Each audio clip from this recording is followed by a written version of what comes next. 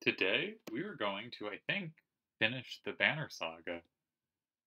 I got an achievement for making it here in 120 days. We're on day 121 now, but it's been a few days since we made it. And it's time to head to the crafters to forge the arrow that will, this is slightly convoluted, convince Bellower that Bellower has been killed. It takes a while, but you finally find someone willing to craft an arrow for you. He eyes you suspiciously when you show him the silver, but shakes his head and gets started. Alette watches, the smith's fire reflecting in her distant stare.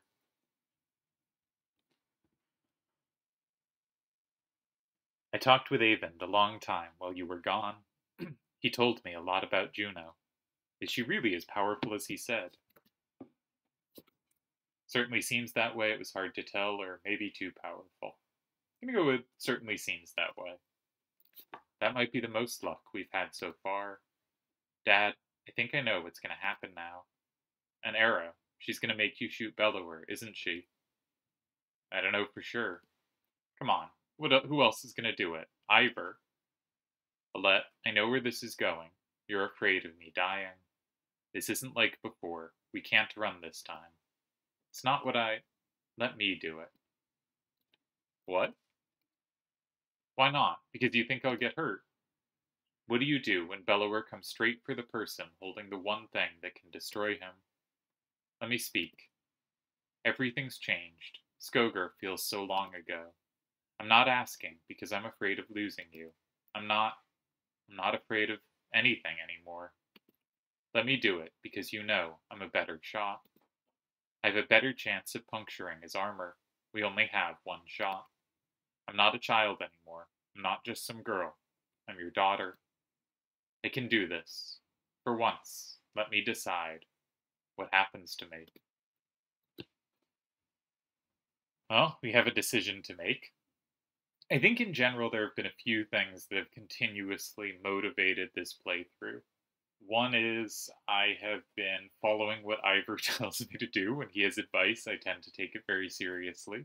Don't have that option here. Two is I've tried to let people choose what it is they want. And three, I then landed on a lot of middle grounds and I started trying to avoid middle grounds because those didn't seem to be going well. But I think we're going to here return to let people take part in their lives and choose what happens. Also, in the final fights against Bellower, you have to use both Rook and Alette, so it's not like we can keep Alette out of the party here. Slight spoilers. So either way, we're going to have Alette in our party as a character I did not level up. I know you can do it. Take the arrow. She smiles and takes your hand in hers. We'll survive this. I know we will. You sit by her side silently until the smith finishes his work.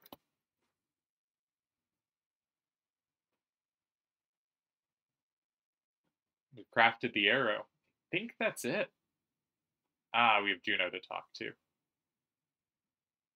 And then I'm going to go to heroes. I'm going to spend the renown we have left just to try to put our party in the best shape that you can. If you leave renown over, it does carry over into the next game, and each game has new party member options and other stuff. So there is reason to store renown.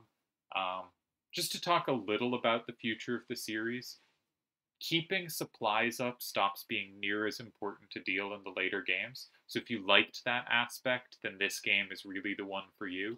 And if you didn't like that aspect or didn't care about it, the later games it becomes much less of an issue.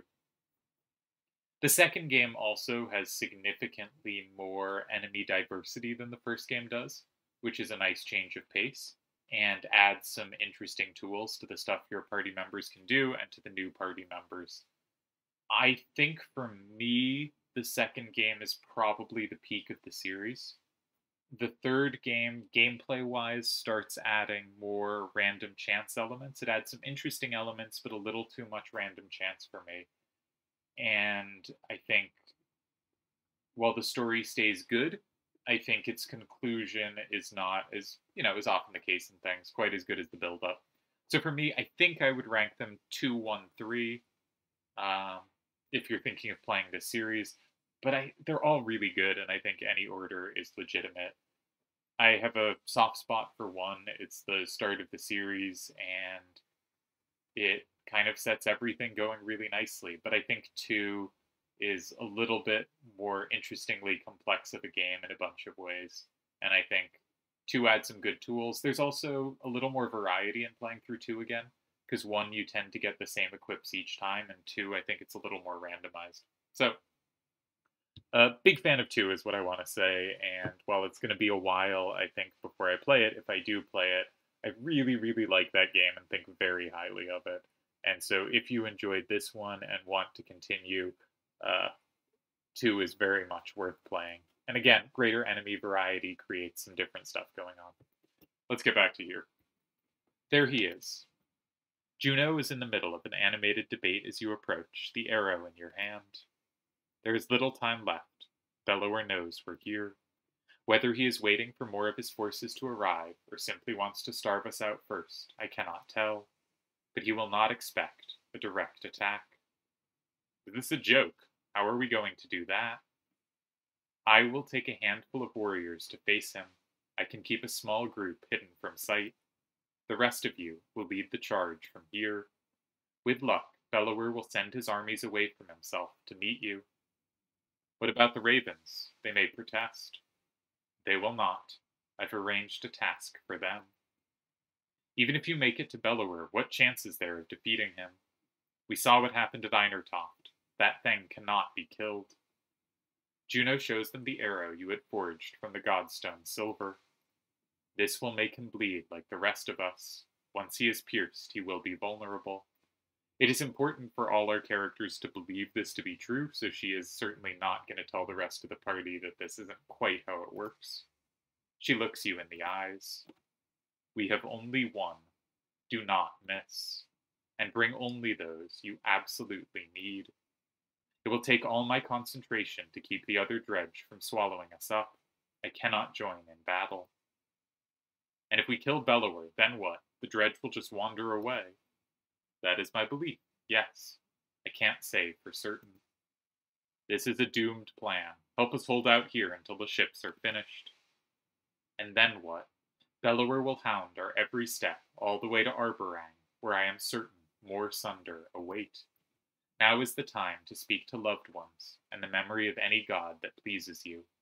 Rest. In the morning, we slay asunder.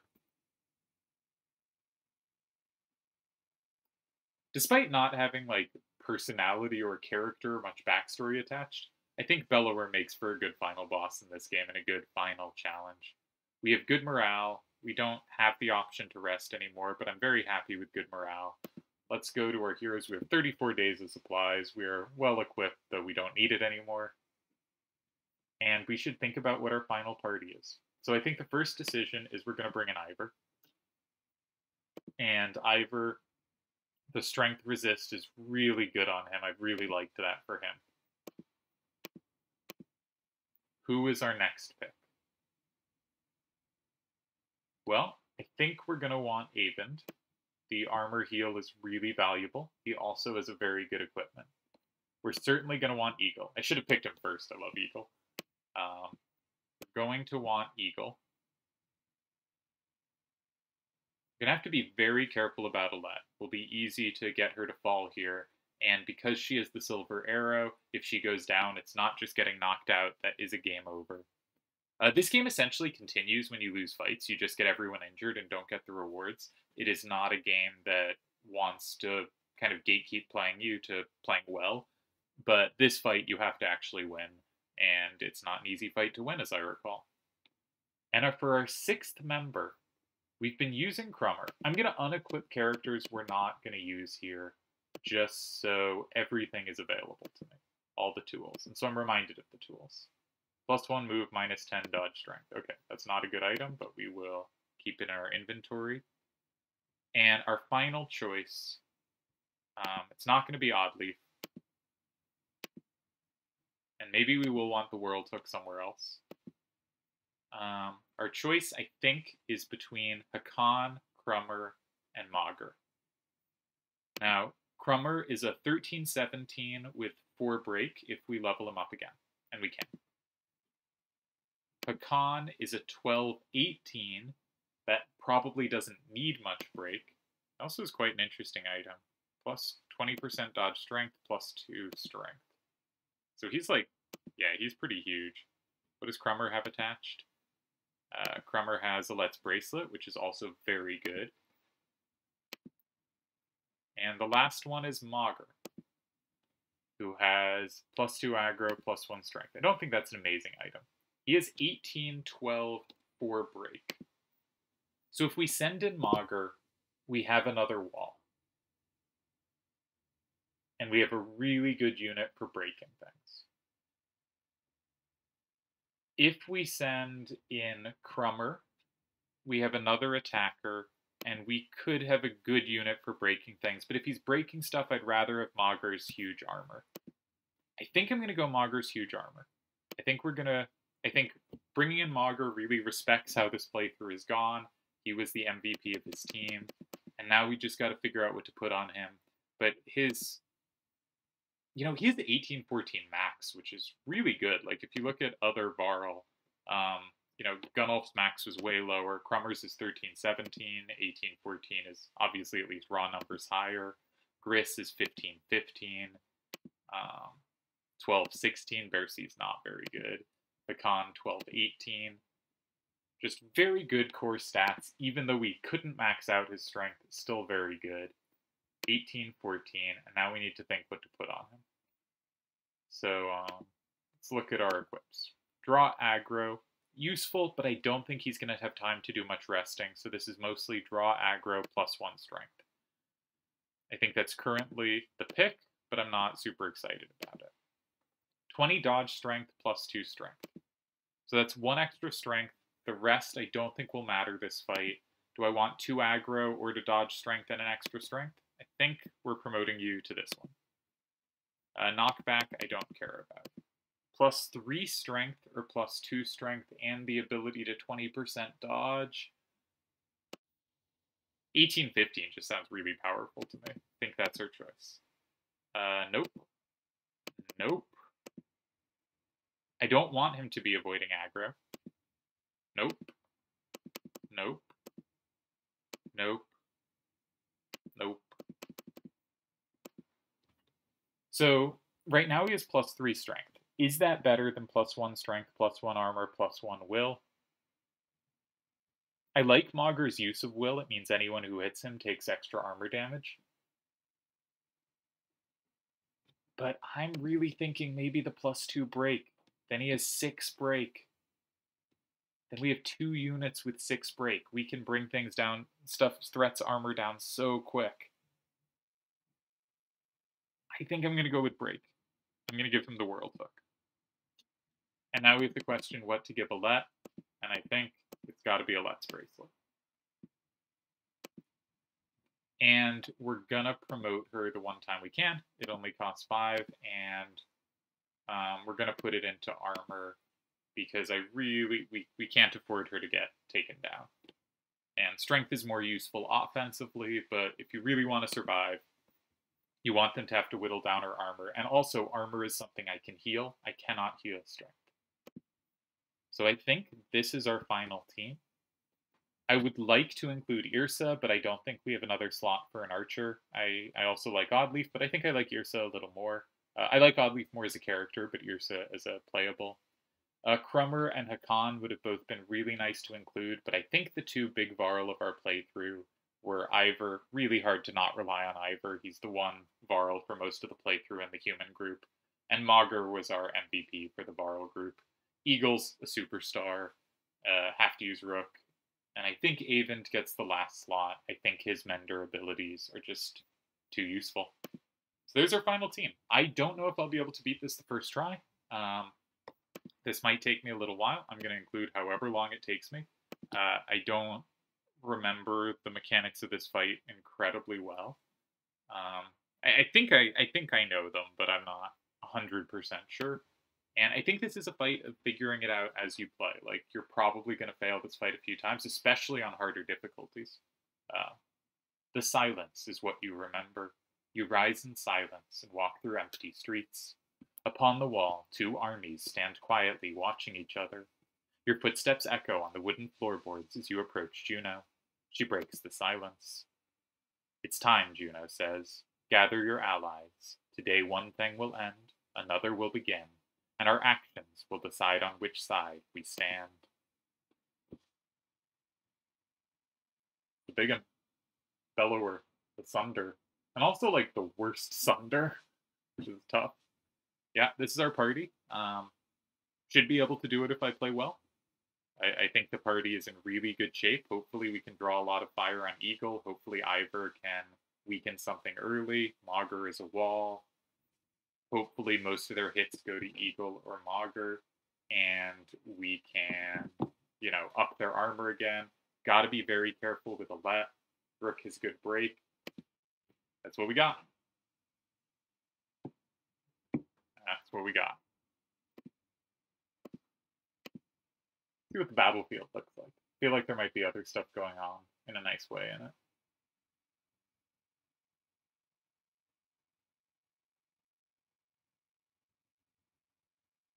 All right, you just see us surrounded by Dredge and Juno back there, who is hopefully keeping the rest from attacking us. So we got Bellower. Bellower's still a 2020. He has a move that's just incredibly annoying, Quake and Despair, where he just howls, and everyone in your party takes an armor and a strength damage that you cannot heal, and it stuns one of your party and skips their next turn. Also, he regenerates armor and health every turn, which means we don't want to give him a ton of turns. We really do want to focus fire him down. The next biggest threat is clearly the 12-18, but I believe it is out of range for us to start with. So I'm going to move Ivor closest in case he can reach it, because I'd love to hit that with Ivor. But if he can't, and there's a good chance he can't, I'm going to put Eagle in between our two walls. And because the big guys can summon allies that often go, I think, in the corner and behind you, I'm going to try to keep my other units a little off the back row. This doesn't give Ivor space to retreat, but I was really hoping he could reach them the first turn, and he can. Bellower gets the next turn. That's okay. We can get this down to a 12-12. That's great news. Please don't use your annoying move. There is its annoying move. Now, Ivor actually resisted strength damage. You'll also notice it pushed my party back. Very annoying move. And everyone took strength damage except for Ivor, because he resists strength damage. And maybe Eagle does too? No, he doesn't. Okay, Mauger's turn got skipped. Not great. Again, that move is very annoying. We must break through the armor. Very important clue. Can't do anything useful this turn. This guy, don't have to worry too much about. But I really do want to keep as many enemy units as possible alive, but weakened, so that we can focus on Bellower without just getting swamped. Alright. Eagle is drawing fire. This is excellent. I'm going to move Avend up, and we're going to mend someone. Everyone took 1 armor damage. Not really obvious who I should heal. I guess Ivor is just so clearly going to be the closest to the action that I'm going to, top him up, even though it's pretty irrelevant. Okay, how far can Bellower move? Bellower has big movement. So while my instinct would be to move here, I don't want to get in range of Bellower. We're going to hit this one for another 6. And Ivor is not the character I want near Bellower, because I need to break Bellower's armor. A 2020, we're not going to be able to hurt normally. However, a 2020, let's look at it. 2020, 3 willpower. Even it can exert for 2. That's 22 power. Can't actually do that much to Eagle. So I should keep in mind, Eagle can actually move to squares that would be dangerous for any other unit, because Eagle can take a hit from Bellower. Now, that doesn't mean I should move in range, but it means I can. Okay, I'm willing to spend, just to let Mauger do something. And he hits the extra 2 armor damage. Okay, resisted. Eagle remains a superstar. And I think, where can this guy move? Can this guy reach me? He can if I move fully forward. So I'm just going to go here. I'm going to hit this one's armor down. We're not trying to get kills. We're trying to make things not threats. Because Bellower is sufficient threat for all of us. Can you reach me if I go here? No, you cannot. So actually, we can do a very useful move with Alette. 5 damage is nothing to sneeze at. And that makes that a 2-4. I will not touch that enemy for the rest of the fight. You went for Eagle. That's just what we want to see. I'm going to move you further off the back just in case enemies spawn behind us. Because we are lowering stuff enough that they will start summoning. And I could top off Eagle, but 18 feels good. I'm going to top off... Actually, I'm going to use Arc Lightning. I'm going to hit this one for 2. That brings them to 5-4. And the one behind them for 3, which is more important. Which brings them down to a 9-6, which is substantially less threatening. Because it means, like, they're way away from being... Alright, they're doing a summon. So I'm going to have to be careful, because sometimes they spawn, you know, solid statted enemies behind you. Luckily for us, Bellower's path to me is still blocked. To anyone but Eagle. So what I actually think I'm going to do is come here and use that rare time where I use Battering Ram to lower this one's stats and also block Bellower's path a little further. Oh, I forgot this guy could move. Oh, Bellower has a way through. My bad. So I will block that up with Eagle. But maybe I'll come here? Because if Bellower comes all the way to reach me, then Mauger can reach Bellower. And Mauger is my best shield breaker, or one of my 2 great shield breakers, because both Mauger and Rook can do 6. What are you saying? The arrow cannot be used until his armor is broken. So we really are being told, focus on the armor. I think that's legit. We could bring the pain so anyone that attacks us takes extra armor damage, but I don't think we really need to. No, that's not what we wanted to see. I wanted him to come forward. Oh, that's a shame. Okay, I think we gotta hit you. And Alette will get the turn before it does. So Alette will do solid damage. Okay, great. Keep attacking him. Oh, but Alette can't reach him.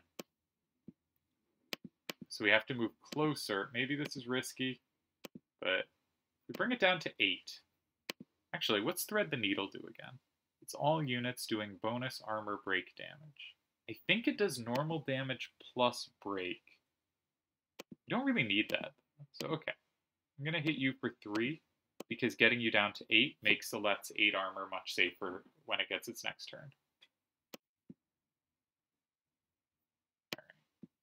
Probably someone needs healing. We could Arc Lightning to hit this to 2 and this to 5.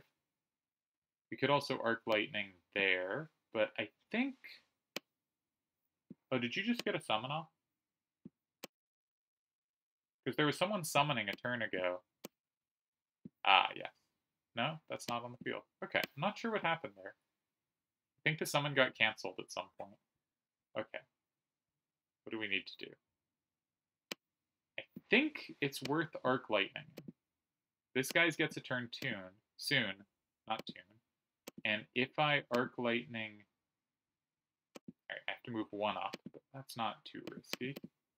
If we Arc Lightning you, then you go to 2-2, which is great, and this goes to 4-5, which really doesn't threaten Alette, even if it exerts. Alright, pushes Mauger back. We'll have to heal Mauger on Avon for this next turn. I don't want to be in Bellower range. I want to keep a wall between me and Bellower, and if I hit this unit, it moves. So I'm just going to move up and pass my turn. Okay, it finished its summon, alright. Hopefully it's not right behind us. Ah, it's far away, perfect. So that'll waste turns for it. So Eagle, I'm going to move up to where Bellower can reach it. And I'm going to use Stonewall because Bellower will have a lot of trouble getting through Eagle, because Eagle's the best. Skipping turn, great. Good job, Eagle. And now, We can't quite reach Bellower. Again, I don't want this guy. No, Bellower won't be able to get through to me. So I think I can come here and hit you. Because Bellower can't get through that small a gap. And let's just bring it down to 3. Right, we just need everything to be low. So we have time. Okay, that's a strength attack, but Ivor resists strength attacks, so that's great to see. I need Alette near-ish the battlefield. We gotta be very careful that Bellower can't reach her, because Bellower is a 20/20 and can take out anyone quite quickly. And if Bellower gets too many turns, he just can do 1 damage to everyone every turn. We can't sit forever. Okay, he goes for Eagle. What do you got? Okay, he does strength damage to Eagle. That's fine. We're gonna mend up Mauger. Because Mauger is relatively low. It'll take him so long to get Eagle down. Like, we're not too worried. And now he's in range where Rook can start hitting him.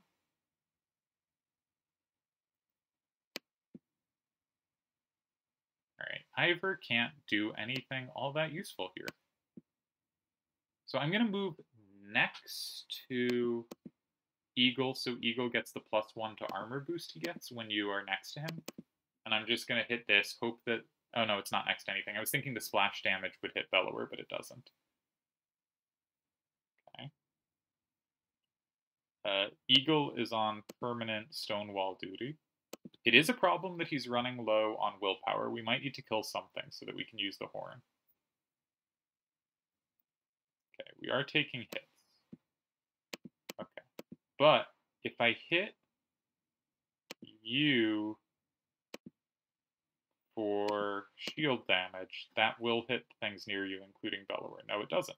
That guy doesn't have that ability. My bad. Okay, that's great. And Rook can hit for real armor damage.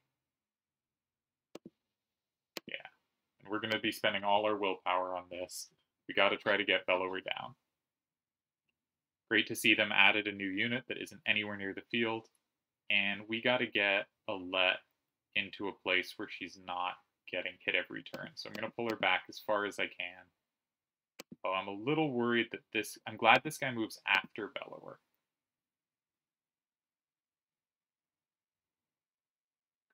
But Bellower... No, Bellower's locked in. Bellower can't get around. Bellower can't actually move. So we should be mending here. Can't mend ourselves. Think clearly in most danger is Rook.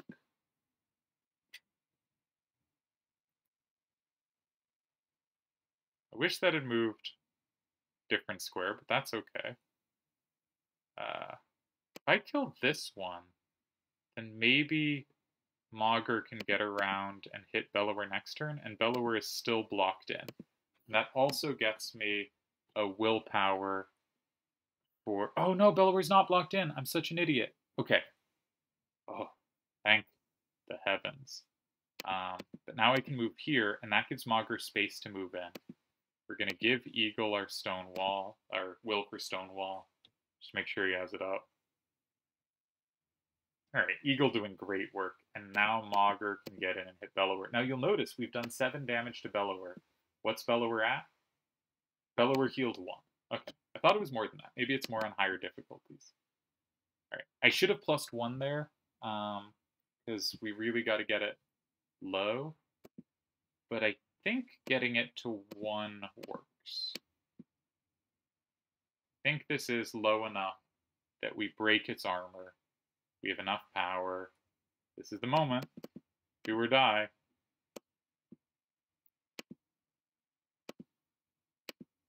Alright. We're going to shoot Bellower with the silver arrow. We have 6 power. That's more than the 1 armor. This should get through.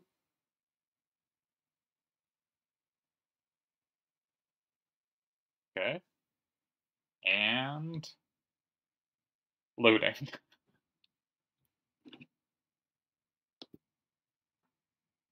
Well, Bellower went for her.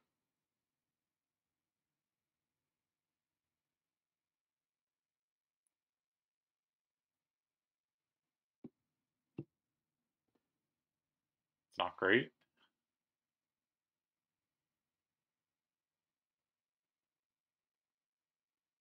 great at all.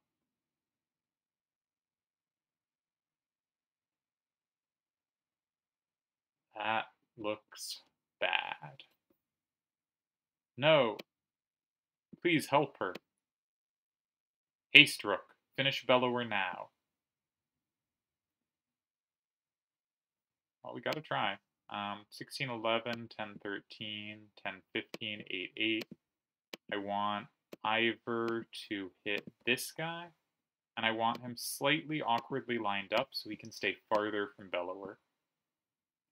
I'm gonna need Mogger to get hits on Bellower, but I think I need Eagle to be closest, and I need Rook to get hits on Bellower. But I lined this up pretty well. I should be out of range of Bellower. I am, perfect. And that makes this one much less of a threat. Oh, he just walks right over her. What a dick. Okay. If I move here, then Mogger can go next to Bellower and start going at him. I think that's what we should do. It uses an extra will. I should have not used the will. I should have gone one space less far. This doesn't actually block any particularly important angles. Okay, hopefully that lands right under Ivor. Yeah, that doesn't. Oh, Mogger can't reach. Oh, we've screwed this up. How far can you run? You can run really far. I'm gonna go here. Hope that Eagle's draw aggro means he goes for Eagle, not Mogger. But it's okay if Mogger takes some strength damage. That's actually fine. You can't hurt Eagle. It's the rules. Eagle is the greatest. Okay. You can start working on Bellower. 7 damage. Oh, it's only an 18-18. The Silver Arrow really did weaken it. Alright, that's going to skip someone's turn. It was Mogger's last time around. It's Mogger's again. You can see the little icon over him. Pushes everyone back. 12-18. You only get 1 back. That's fine. We can... 1 back each turn is fine. Eagle just resisted it because he had his special thing up. We'll heal Ivor. He's the closest to the battle.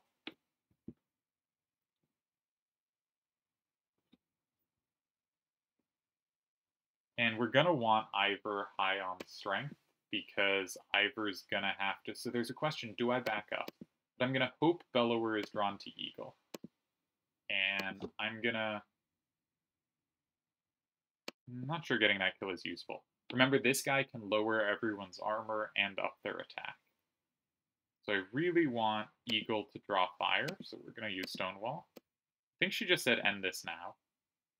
It's the kind of thing people say at the, final fight of a game. Sage 2, skipping turn. Yes, okay, Eagle drew fire. Damn, it did damage to Eagle. But we can get it here. And we don't mind if Rook takes some strength damage, because what he's needed for is break. Wait, why did it get another turn so quick? Oh, every time I attack it, I think it gets a free turn. Oh, I forgot about that. Okay. Just moves to the front of the turn order. Alright, most important thing is Eagle. I think Eagle is our most important unit to have topped up. But maybe not. Maybe because it's so hard for them to hurt him, I should be focusing on Ivor. Eagle can take a turn off. Alright, Eagle resists that, no problem. Okay. This isn't going to ever go off. You're a 7-18? Ooh, if I hit it, Ivor's so strong, I can do enough damage that it's not near as big a threat. 7-7. It does move to the top of the turn order. We see it. But where's it going? It doesn't go for anyone? Okay, that's incredible. Not sure why that happened. We're obviously going to run right in front of it and Stonewall. Because Stonewall is the best move in the game. Okay, that I don't think fully blocks Ivor's path. Mogger loses his turn, which is a shame. Alright, all of their units just got a boost to strength. But now you're at 1. Which means next Eagle turn. Alright, Bellower moves to the top of the order. Next Eagle turn, next Ivor turn. I think you're done. Okay, let's make sure Ivor's in good shape. And I think we did it. It's an interesting fight. Bellower is a problem. And like him getting free turns means you can really easily, if you start hitting it with weak attacks, get yourself in trouble. The fact that it regenerates every turn it takes, I think it regenerates more in harder difficulties, and the other enemies can be more of a threat in harder difficulties. But we did it. First try. Very pleased with that. Definitely the trickiest fight in the game. There's not a ton of variety. There's significantly more variety to fights in the second game, but I like this game a lot, so I don't mind that most enemy types are pretty similar. All right, let's see the ending. I've already talked a bit about sequels and stuff. Alette, no, not her. Where are the menders? Rook, she's beyond their help. Stand up. So this is to say, the choice of who shoots the arrow is the choice of who or Rook or Alette dies. And I wanted to do a Rook playthrough, so that's why I focused on Rook and had Alette take the arrow. If Rook takes the arrow, Rook dies. The game very clearly thinks Rook should die. Alette should be the one that continues on. And I think the second game does some interesting things with the people Rook and Alette become, where, Rook has to now go on having lost his daughter, the person he was protecting through this, miserable world. Or Alette has to go on as the new leader of the caravan, having not done much leading and mostly just followed her father. And both of those are interesting character directions. I do think the designers are probably right, and Alette living and Rook dying here really, I think, fits Rook's arc and makes Rook's arc work. It's kind of, I don't want to name other games, but the classic kind of father-daughter trope in stories. There's a whole bunch of games that came out right around 2013, 2014, where in basically all of them, at just around the end of the game or the start of the second game, depending on which one we're talking about, the father figure dies. And here, that could happen, and that's probably the better arc. But the other arc is interesting too, and also Alette is so broken in the second game, I didn't want to run with her. Now, I'm talking about this kind of pragmatically, and in the moment we might be reeling from the death. But I think this is nicely handled, and also the more interesting part is kind of how it reverberates through the rest of the games. You're only barely aware of the surrounding chaos as Dredge flee from Varl warriors who push their advantage. Bellower is dead. You are not. We must go. Let me carry Alette to Borsgard. We'll honor her properly.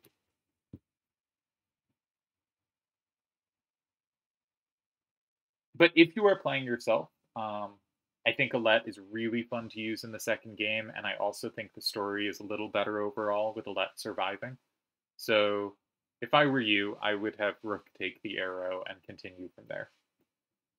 Juno was right. With Bellower fallen, the Dredge flee the field of battle.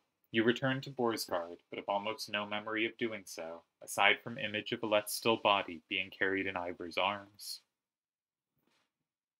Morale improved.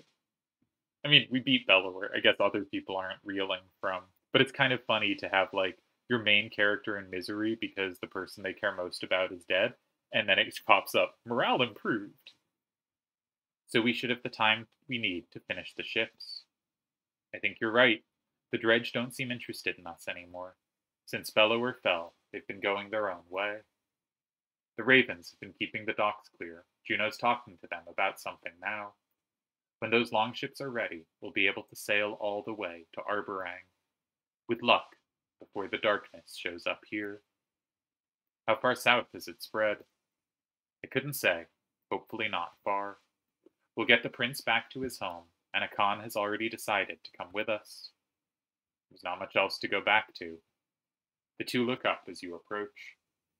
Rook, it's time. Soon we'll be ready to leave Borsgard, find somewhere safe. Our ship is done already, at the docks. I had it prepared for Alette. Sorry, their typo, not mine. I'm not ready to see this. Come, Rook. It's time to honor your daughter.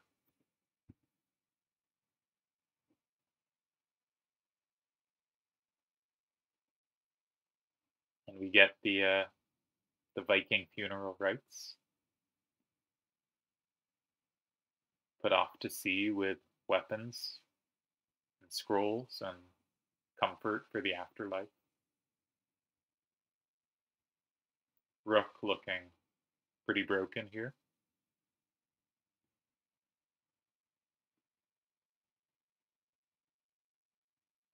But I think it's interesting. This game came out maybe 2014, 15, 16, somewhere in that range. So it's right in the aftermath of like The Last of Us, Bioshock Infinite, The Walking Dead. Um, I'm sure there are others. Those are the three kind of big ones that come to mind. And has a quite different version of potential main character demise, which may or may not happen in those games. Those are various games with different stories, but this did something a bit different than I think any of those three did in their aftermath. And I don't think any other games did something quite like this did, where it can go either way.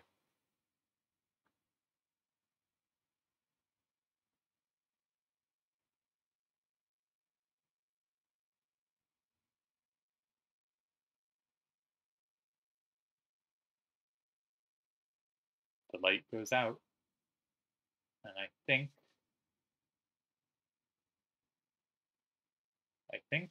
that should be the end of the Banner Saga.